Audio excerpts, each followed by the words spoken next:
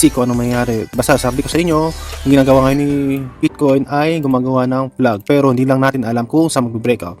Kung magbe-breakout, babagsak ba muna o bago mag-pop, or pwedeng dumiretso agad pataas. Let's see, tignan natin ha, kasi walang masyadong galaw. Trading crypto, especially with leverage, is extremely risky and you can lose your entire portfolio. This is not financial advice. This video is for educational and entertainment purposes only. Be aware of scammers impersonating us. If you can't find it on this YouTube channel, it's a scam. Welcome guys, bali update ko kayo sa ating price action kay BTC. Bali gusto ko lang kayo bigyan ng insight regarding kung ano nakikita ko sa chart, and then sa mga crypto news natin ngayong araw. Bali medyo madami-dami tayong magagandang news para sa akin ha, pero still at ganoon pa rin wala masyadong galaw si BTC. Bali based on the chart, mamaya sabihin ko sa iyo kung ano yung nababasa ko ngayon. Bali paalala ko lang ngayon ha guys, this is not a financial advice, this is only educational purposes only. Gusto ko lang kayo bigyan ng insight regarding sa price action ni BTC, and then paano natin to i-contest tong trade na ito, and then gusto ko lang kayo bigyan ng mga ideas. Yun lang guys. Bali tara, umpisa na natin to guys. Bali ayun nga, based on the chart, bali binigyan tayo ngayong oras ng doji candle. Doji to ha, pero still wala, hindi pa to natatapos. Pero this, ang sinasabi sa atin ay indecision making ang mga bull and bear. Hindi alam ko itutulak sa taas or sa baba ang price action ni BTC, pero let's see kung anong susunod na gagawin ni BTC mamaya. Pagbukas ng US market 8:30, medyo may galaw na to, pero still boring ang market. Alam kong boring dahil wala masyadong galaw guys. Ayun lang, sa weekly medyo maganda yung pa rin yung weekly natin. Sa pangalawang araw natin green pa rin tayo, kaso nangyari hindi maganda nga lang yung mga binigay sa atin ngayon, kasi kahapon green tayo, ngayon red na. Let's see kung ano mangyayari. Basta sabi ko sa inyo, ang ginagawa ngayon ni Bitcoin ay gumagawa ng flag. Pero hindi lang natin alam kung saan magbe-breakout. Kung magbe-breakout, babagsak ba muna o bago mag-pop, or pwedeng dumiretso agad pataas. Let's see, tignan natin ha, kasi walang masyadong galaw. Kaya huwag masyadong pumasok muna ng trade. Kung gusto nyo pumasok, please huwag muna ha. Kung isi-swing trade nyo to, huwag muna. Kung intraday, bumaba kayo ng time frame ha. Diyan kayo maghanap ng entry point nyo, and then bago kayo mag-exit point. Ayun lang. Ayun no, ganito ginagawa niya sa 1 hour, then sa 4 hour wala masyadong galaw. Kaya to kung gusto nyo scalping. Dito lang naman siya sa loob maglalaro, kaso medyo makati to pag ganito guys ha. Medyo makati ang ganitong galaw, kaya hindi ko to masyado pinapasok ha. Ayun lang, bali waiting pa rin tayo sa possible na galaw ni BTC, kasi hindi maganda ang binigay sa atin ng market ngayon. Ayun lang. Then sa news, dito muna tayo sa CoinGlass natin. Sa CoinGlass, ito possible 95, ito 95k pupuntahan possible, or ito wala, ito baka possible mag-pump, kaso man mini pump lang to. 95k lang, sa loob lang talaga to ng flag natin guys.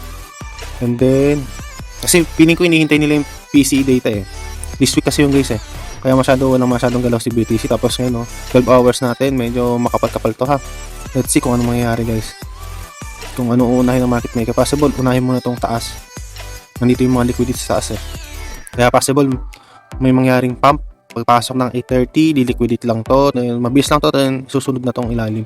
Let's see sa news natin. Sabi dito, just in, Federal Court permanently blocks US Treasury from imposing sanction on Tornado Cash, a major win for crypto privacy. Ito maganda to kasi guys, at least magkakaroon na rin tayo ng kahit paanong privacy sa ating crypto. At least kung mag-transaction tayo, hindi makikita ng government natin. Alam naman sa blockchain, walang may tatago dito, lahat makikita, di ba?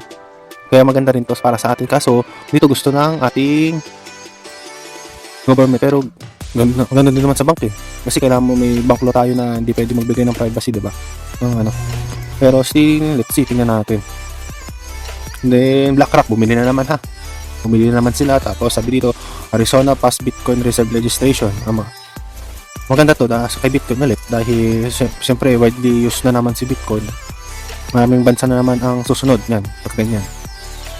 And then Tether purchase 7.7 ton of gold to support AUXD token. Yun lang pangit kay kay gold. kung gusto mo mag-back ng gold, kailangan mo kasing physical gold eh. Kasi ang tinitrade lang natin sa mga exchange ay paper trade lang yon, hindi yung totoo. Ha?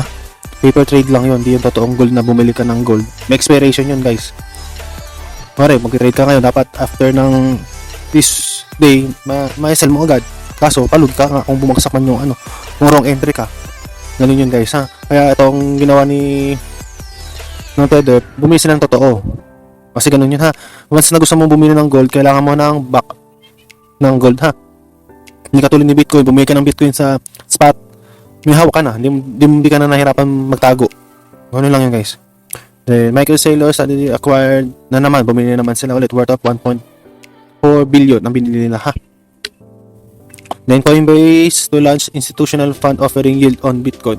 Maganda to, guys, pwede kayo mag-yield kay Bitcoin.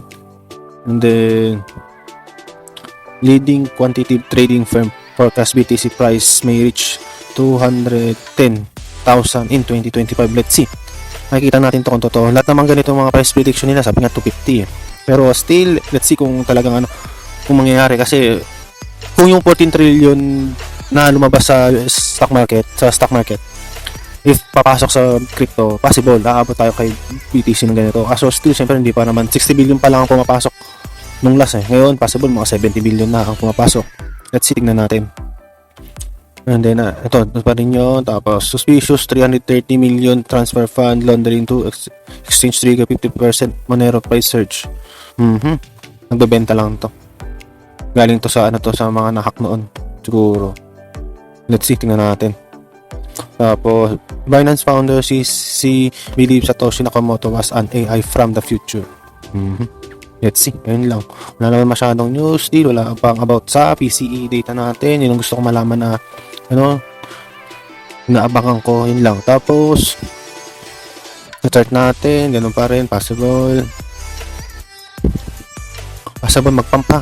Kaso hanggang dito lang tayo, 95 lang yung nandun eh. Baka possible i-reach lang tong area to. Let's see, day lang natin. Ito possible na balikan lang to, or possible if ever baka tumagos lang din. Ganun lang. Ganyan, or pag ganyan siguro nagbago, bumaba. Wala naman masyadong update ngayon kasi mga possible ganyan gawin, ha. Ganun lang. Wala naman masyadong galaw si BTC ngayon kasi 50-50 tayo eh. So possible na gawin nila. Let's see. Sunod na araw. Hinihintay lang yung PCE. Tapos if ever mangyari, kung lumabas man ng data ng PCE data natin, doon tayo makakita ng galaw. Kung bubutas ba pataas o bubutas ba pababa ng flag. Ganyan lang yun eh. Pero 60 sure ka na daw. Pagka ganito kasi na flag, 60% pababa, 40% pataas. Medyo pangit ang drawing ko. Pero ganyan yung nakikita ko. 60-40 lang yan, ha. 40 tapos 60 40-60 lang yun, guys. May 40% tayo chance na mag-breakout pataas o 60% chance na mag-breakout sa baba. Pero pag ganitong plug, 60% pa rin ako. Let's see, tignan natin. Quick update lang, wala masyadong galaw, boring ang market. Alam nyo na yun.